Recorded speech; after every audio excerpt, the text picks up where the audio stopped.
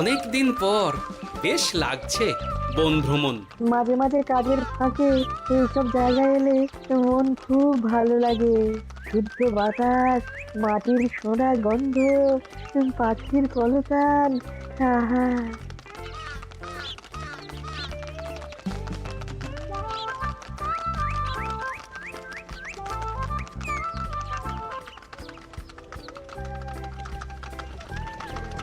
মহারাজের রথ থামছে।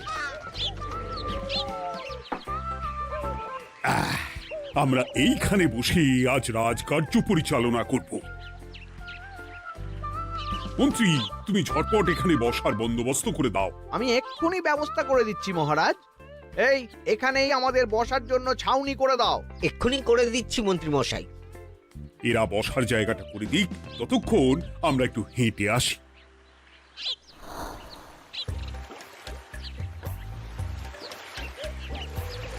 সকালবেলা হাঁটা শরীরের পক্ষে খুব ভালো মহারাজ।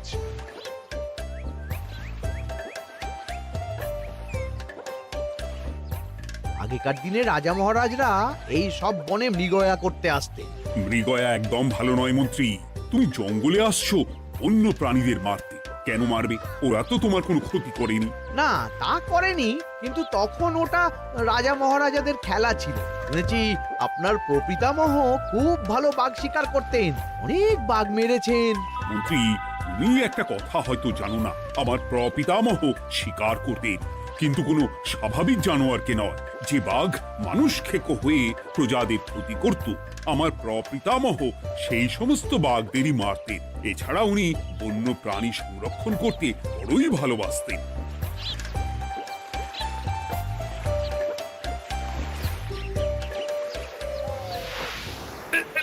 উফ, এটা আবার কি?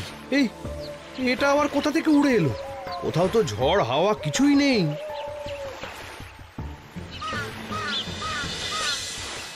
একটা ধাঁধা মহারাজ, এই কাগজে লেখা। ধাঁধা? পড়ো দেখি। জোয়ার ভাটা প্রভুর খেলা, ভাটা হবে হলে বেলা, ভাটা হলেই দেখা যাবে লাল রঙের এক পাথর পাবে, নদীর ধারে গর্ত করে যত্নে সাজাই কলস ভরে, হেথায় হোথায় ছড়িয়ে যাহা অন্ধকারে জলে তাহা, ঢুকলে চক্ষু ঝলসে যাবে, হাতের কাছে ঘন্টা পাবে, ঠিক ঘন্টা বাজলে পরে পড়বে ঝরে থরে থরে, ঘন্টা যদি হয় ভুল যেন তুমি হারাবে কুল, ঠিক ঘন্টা চিনতে হলে নকশা দেখো চক্ষু খুলে, সিন্দুক দেওয়ালে হাত দাও আসল ঘটনা জেনে নাও। ওরে বাবা, খুব দীর্ঘ ধাঁধা। তা মন্ত্রী, তুমি কিছু বুঝলে? এটা একটা গুপ্তধনের নকশা। এর মধ্যে গুপ্তধন কোথায় আছে তার একটা ধারণা দেওয়া আছে। গুপ্তধন? ওটা আমাকে পেতেই হবে, পেতেই হবে। দেখি দেখি একবার কাগজটা দাও। গোপাল, কাগজটা আগে আমার হাতে দাও, দেখি ভালো করে। এখন নদীতে জোয়ার চলছে গোপাল। একটু পরেই ভাটা শুরু হবে। হ্যাঁ, ভাটা না হলে কিচ্ছু বোঝা যাবে না। এখানে স্পষ্ট লেখা আছে, ভাটা হলেই দেখা যাবে লাল রঙের এক পাথর পাবে। তার মানে আমাদের ভাটা হওয়া পর্যন্ত অপেক্ষা করতে হবে। না, সময় নষ্ট না করে ধাঁধাটার সমাধান করতে শুরু করি। ভাটা হলে একটা লাল রঙের পাথর দেখা যাবে, এই পর্যন্ত পরিষ্কার আছে। বুঝতে হবে ওর পর থেকে। পড়ো গোপাল, চলো আমরা সবাই বুদ্ধি লাগাই। নদীর ধারে গর্ত করে যত্নে সাজাই কলস ভরে। এটার অর্থ ধাঁধাটা মাথায় বসিয়ে নিয়েছি, এবার কে কি বলবে সেটা শুনতে হবে। চলো গোপাল, আমরা ধাঁধা যেমন যেমন বলেছি তেমন তেমন ভাবেই চলি। চলুন মহারাজ, এখন আমাদের দেখতে হবে লাল পাথর। কোথায় আছে লাল পাথর? চলো চলো সবাই, চোখ কান খুলে আমরা নদীর পাড় ধরে হাঁটি। আমি একটু তফাতে হাঁটি। গুপ্তধন আমাকে একা পেতে হবে। ভাটা হলেই দেখা যাবে লাল রঙের এক পাথর পাবে। আমাকে চোখ কান খোলা রাখতে হবে। লাল পাথর, নদীর চড়ায় লাল পাথর দেখতে হবে। লাল পাথর, লাল পাথর। ওটা কি? এই তো লাল পাথর, লাল পাথর। ওরা অনেকটা এগিয়ে গেছে, ওদের আমার দিকে নজর নেই। এই সুযোগ একা একা গুপ্তধন নিয়ে পালাবো।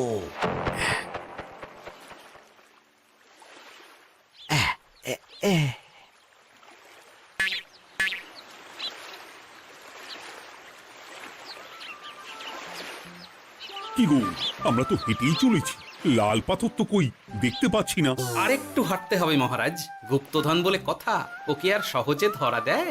সেটা অবশ্য সঠিক কথা। আচ্ছা, আমরা সবাই তো আসছি হেঁটে হেঁটে, মন্ত্রী মশাই গেলেন কোথায়? ও কি যে ঘটে! সত্যি তো, মন্ত্রী কোথায়? ও সেনাপতি, মন্ত্রীকে দেখেছো? কই না তো মহারাজ। তাহলে কোথায় গেলেন মন্ত্রী মশাই? এই জঙ্গলে বাঘ ভাল্লুক আছে, শেষে কিনা বাঘে নিল। হায় হায় হায়, মন্ত্রী গিন্নির কাছে আমি কি মুখ দেখাবো?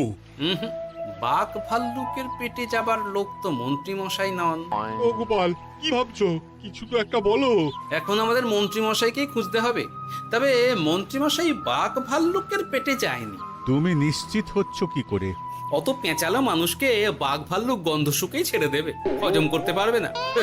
না না না, এখন রসিকতা করার সময় নয়, আমাদের মন্ত্রীকে খুঁজে বার করতেই হবে। কোথায় গেল মন্ত্রী? চলো চলো, গুপ্তধন মাথায় থাক, চলো মন্ত্রীকে খুঁজি। আহ, মন্ত্রী কোথায় গেল কে জানে। একবার পুরো ধাঁধাটা ঝালিয়ে নি। ভাটা হলেই দেখা যাবে লাল রঙের এক পাথর পাবে। ভাটা হয়েছে, লাল রঙের পাথরের মাথায় চাপ দিয়ে গুহার মুখও খুলেছি। এবার নদীর ধারে গর্ত করে যত্নে সাজাই কলস ভরে। এটাই তো ঠিক বুঝতে পারছি না।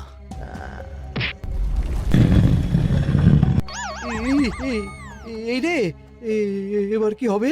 হ্যাঁ মহারাজ, কোথাও একটা আওয়াজ হলো। এই, আওয়াজটা কোন দিক থেকে হলো? চলুন সামনে এগিয়ে যাই। আমার মনে হয় আওয়াজটা সামনের দিক থেকে এলো। আমারও তাই মনে হলো। তবে কি মন্ত্রী মশাই লাল পাথরের হদিশ পেয়ে গেছেন? আমাদের চোখে পড়লো না, অথচ মন্ত্রী মশাইয়ের চোখে পড়ে গেল। আসলে আমরা কথা বলতে বলতে গেছি, তাই নজরে পড়েনি। মন্ত্রী মশাই একা একা আমাদের পেছন পেছন আসছিলেন। উনি ইচ্ছে করেই আমাদের পেছনে পেছনে আসছিলেন। নিজে একা গুপ্তধন নিয়ে যেতে চেয়েছিলেন, এখন কোথায় আছেন কে জানে।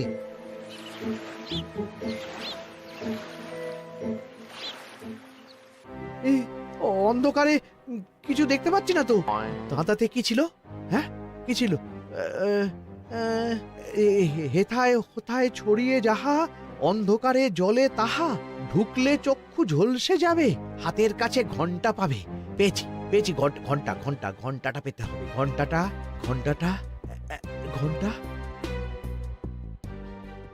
ভাটা হলেই দেখা যাবে লাল রঙের এক পাথর পাবে, নদীর ধারে গর্ত করে যত্নে সাজাই কলস ভরে, হেথায় হোথায় ছড়িয়ে যাহা, অন্ধকারে জলে তাহা, ঢুকলে চক্ষু ঝলসে যাবে, হাতের কাছে ঘন্টা পাবে। ঠিক ঘন্টা বাজলে পরে পড়বে ঝরে থরে থরে, ঘন্টা যদি হয় ভুল যেন তুমি হারাবে কুল। ঠিক ঘন্টা চিনতে হলে নকশা দেখো চক্ষু খুলে, সিন্দুক দেওয়ালে হাত দাও, আসল ঘটনা জেনে না। এবারে ভালো করে ঠান্ডা মাথায় ভাবতে হবে। ভাটা হলেই দেখা যাবে লাল রঙের এক পাথর পাবে। সেই লাল পাথরটাই তো খুঁজে পাওয়া যাচ্ছে না, অথচ মন্ত্রী মশাই খুঁজে পেলেন। আওয়াজটা কোথা থেকে আসছিল? এই কাছে পিঠে এই কোথা থেকে আওয়াজটা আসছিল।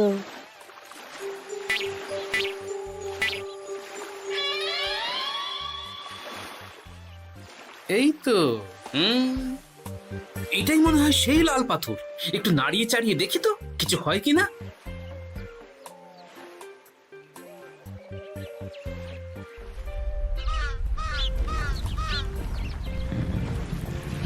এই তো, কাজ হয়েছে। এই তো সুড়ঙ্গ। আপনারা নিচে নামুন। আপনারা কি দেখছেন সেটা বলবেন মহারাজ। সবাই যদি নেমে যাই, যদি কোনো কারণে সুড়ঙ্গের মুখ বন্ধ হয়ে যায়, তাহলে আর আমরা বাইরে বেরোতে পারবো না মহারাজ। গোপাল ঠিকই বলেছে, আমরা দুজন বাইরে থাকি। মহারাজ আর একটা কথা, কোনো ঘন্টায় হাত দেবেন না, মনে আছে তো? ঘন্টা যদি হয় ভুল, যেন তুমি হারাবে কুল। ওরে বাবা, এই বয়সে আর কুল হারাতে চাই না। ঠিক আছে, তোমার কথাই অক্ষরে অক্ষরে পালন করব। দেখি এই সুরঙ্গে মন্ত্রীমশাইকে দেখতে পাই কিনা। চলুন মহারাজ, সুরঙ্গে নামি। সবাই সাবধানে নামো।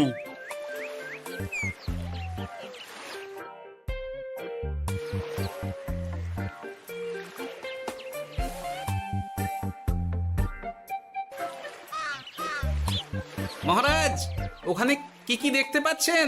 ওখানে কি মন্ত্রী মশাই আছেন? না গোপাল, মন্ত্রীকে এখনো দেখতে পাইনি। শুধু আমি এখানে অজস্র পাথর দেখতে পাচ্ছি। পাথরে পাথরে ছয়লাভ, ছোট বড় অজস্র। পাথরগুলো বড় অদ্ভুত, কিরকম কিরকম মানুষ মানুষ করুন। লম্বা বেটে হরেক রকম।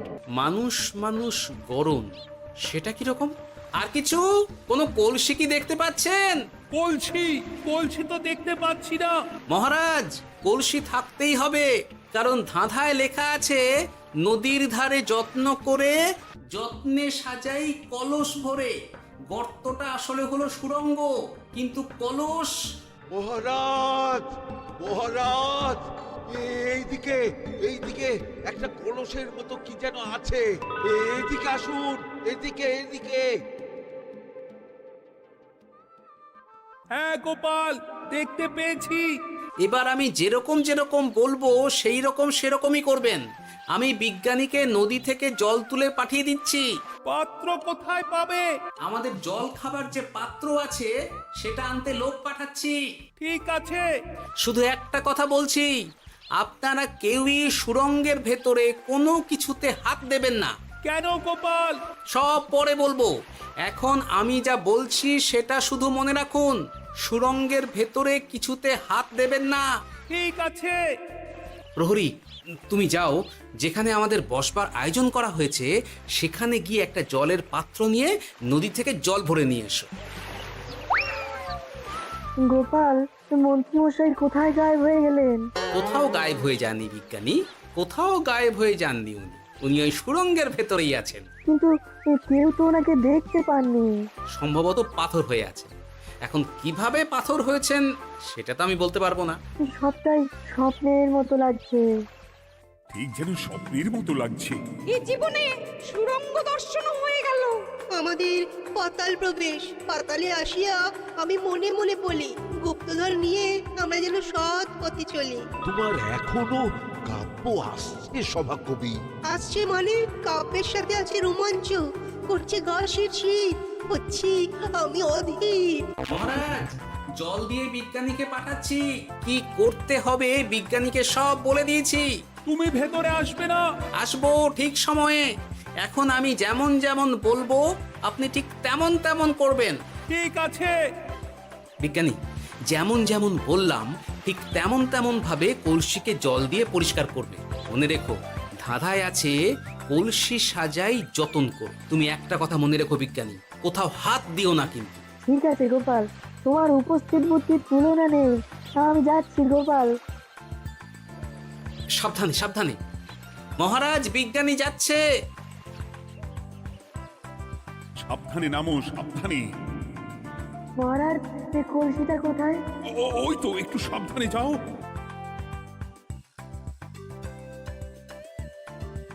বিজ্ঞানী, কলসির দেখা পেয়েছো?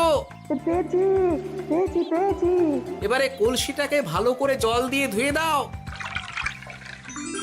কলসির আলোয় সুড়ঙ্গ আলোকিত গোপাল। এরপর কি? ভালো করে দেখুন মহারাজ, কোথাও ঘন্টা দেখতে পাচ্ছেন কিনা। ঘন্টা? একটা তো নয়, সার সার ঘন্টা, অনেকগুলো ঘন্টা। সাবধান, ঘন্টায় হাত দেবেন না, শুধু দেখুন।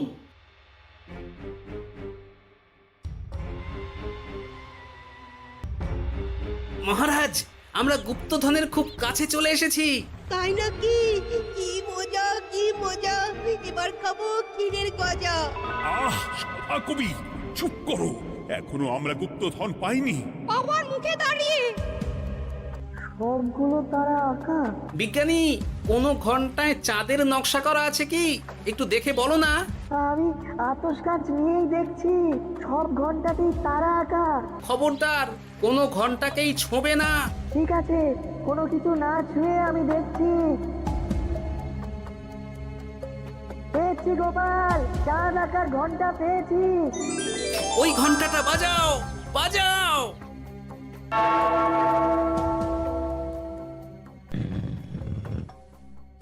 গুপ্তধন পেয়েছেন মহারাজ? বাঁচাও বাঁচাও বাঁচাও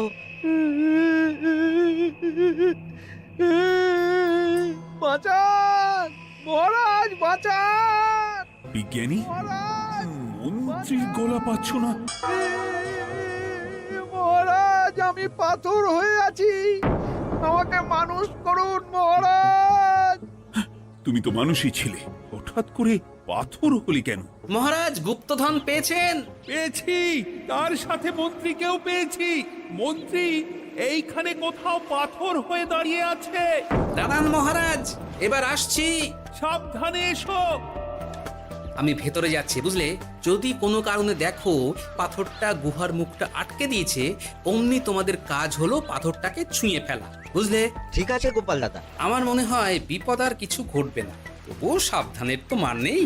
ঠিক আছে, তুমি নিশ্চিন্তে ভেতরে যাও। বাঁচাও, আমাদের বাঁচাও, আমাদের সবাইকে মানুষ করুন।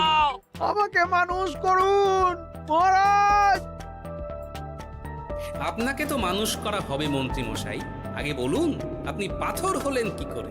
ও, মনে পড়েছে, ধারার শেষ লাইন, সিন্দুক দেওয়ালে হাত দাও, আসল খবর জেনে না। সত্যি গোপাল, তুমি না থাকলে এই এত কিছু আমাদের সবার কাছে অজানাই থেকে যেত।